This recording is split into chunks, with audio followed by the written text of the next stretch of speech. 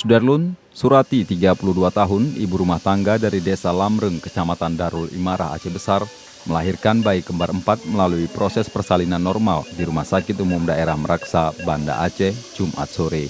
Namun dari 4 bayi kembar pasangan Surati Muhibudin, semuanya berjenis kelamin perempuan. Seorang di antaranya meninggal dunia saat masih dalam kandungan. Oh, hantam jajar rumah sakit atau? Nah, kalau kecil, ada 2. Oh, 2. 2 juga. Ada tangga kamu mah. 2 juga. Bako kecil kamu mah tadi nak tahu ni pasti dia punya itu dia. Nah, orang banyak dia orang baik. Dia kan nak kecil mending. Dia nyatanya diaไปมาดาวเผยไปน่ะ Hah? เผยอะไร Oh, kau bengkak. Kan si ayah dia ber. Tapi ni nak lele. Ni dia anu rumah kalau. Dan kalau dia juga tak boleh cuma tak kira mata. Kau ni anak kuat pun tengah bulan Jumaat.